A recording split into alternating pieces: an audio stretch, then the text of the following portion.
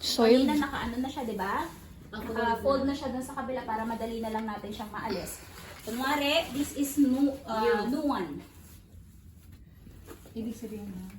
A new one. Ayun. Ang kapag New. New. New one. Okay? So ngayon, ang gagawin po natin, fan fold, tama? Ganito yung ginagawa ninyo sa bed making, di ba? Okay. Make sure that this is on the lower back of the patient, sa may buttocks po. Hindi po masyadong mataas. Nagets? Okay, kadalasan meron po siyang draw sheet. Tama? Yun yung turo ko sa inyo. Kadalasan or dapat, ma'am?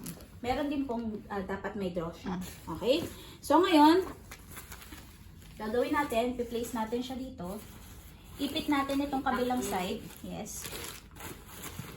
Ngayon, kung may nakikita kayong redness or soreness sa pasyente, pwede po kayo maglagay ng Gamot. barrier, skin barrier. No, yung mga pseudo cream, but never put talc to the patient. Ano yun? Powder po. Okay? Powder, commercialized powder. Pwede po medicated powder. Okay? So, pwede po yun para hindi po siya talaga masyadong maka-irritate sa pasyente. At kasi pagka yung normal talc kasi, pwede siya mag-cause ng fungal infection. Okay po? Dapat Medicated powder pwede. Or pseudo cream. Okay? So, pseudo cream. halimbawa, yung pasyente merong meron Pseudo cream talaga, ma'am, effective, no? Oo. So, kunwari, pseudo cream. Mamaya isang Pang cream po siya sa kung halimbawa may mga bed sores. Kahit po sa siya. baby, di ba? Yes. Pink ba yun? Ay, Yung gray. Yeah. It depends kung anong brand, no? So, yung pagkatapos nun, ilagay po natin siya. Okay? Correct? Okay. Then after, we will now turn the patient again. Okay. At the count of 3. Yan. kawawa naman Tapos, ito ma'am, lipat na sa naman ulit. opo. Yes. Akin na po ito. Close mo muna. Good. Okay po. Ma'am, And di ito ba kasi, klinos kanina? tapos tawagin mo si nurse. Hindi ikaw ang dapat mag-ano. Close ka lang, be. Hindi, i-open siya pagtapos niya na malinis. Si nurse ang mag-o-open. Si nurse. Kaya nga, Yes po. tapos maglinis. Yes. Okay, guys. So, kunwari, lilinisan na natin yung perineal niya. Genitals. Okay. Nakapag-diaper na, no? Okay. Kunwari, dito tayo sa, wala pa siyang diaper, kunwari. Lilinisan natin siya dahil sa, yes. O kaya may ihi, puno na po yung diaper niya. So, cleanest to dirtiest tayo, ito yung last. Okay, Pero meron genital. ng diaper sa baba, ma'am. Wala. Provided wala pa. Kasi Ilagay na, madudumihan eh. Na? Dapat wala. Yun. So, provided wala pa kasi ito-turn natin uli yung pasyente mamaya eh. Ganun din, from cleanest to dirtiest hanggang puwet sa ilalim. Nagets po? So, pati underpad, wag mo munang palitan. Pagka Ilalagay. what we call this, pag halimbawang wala naman siyang tae, tuloy-tuloy, okay, Okay lang. pwedeng tuloy-tuloy mo siyang linisin, okay? Pag meron. Pero pag may tae, yun po, kaya nilinis natin.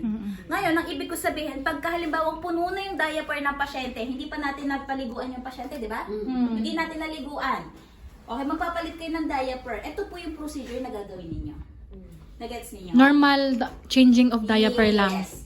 Changing of diaper or performing perineal care. Nagets po? Apa. Okay, performing perineal care. So, anong gagawin natin ngayon? Still, maintain the patient's privacy by providing the bath blanket here. Okay? Pero kung halimbawa yung pasyente is babae, mamaya may drape tayo. Diamond drape. No?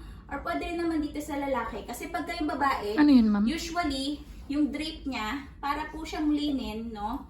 Mamaya papakita ko, para at least naka-cover siya all throughout the procedure na nililinis natin yung kanyang genital. Okay. So, for example, lalaki muna siya, no? Ang gagawin natin is, kunwari, ganyan. Tapos, bababa lang po natin yung kanyang bath blanket. O kaya, ibababa ninyo yung top sheet niya, kasi nga lilinisan niya lang, Oo. Tapos lalagyan niyo uli ng towel dito. Nagets po? Exposing only the genital of the patient. Nagets po? Okay, provided wala mo ng catheter si pasyente, no? Gagawin natin perineal care, guys. But first, we have to identify what is the anatomy of the genital. Para malaman natin paano natin siya i-clean. Cleanest to dirtiest. Ano pong tawag dito? Hindi naman tinuro yan sa Wala yan, Ano ma'am. ko ba tagal nyo sa anatomy? Wait, wala. Okay, wait. Kay Rose yan eh. mga record, ha? So, kailangan i-ano ninyo siya. So, paano uunang nilinisin yung kanya pong urethral meatus. Urethral meatus. M-E-A-T-U-S. Urethral meatus. Daanan ng ihi. Okay po. Ngayon, madalas sa western countries, hindi po tuli. Okay? So, you have to retract the foreskin of the patient. Para po malinis po ninyo.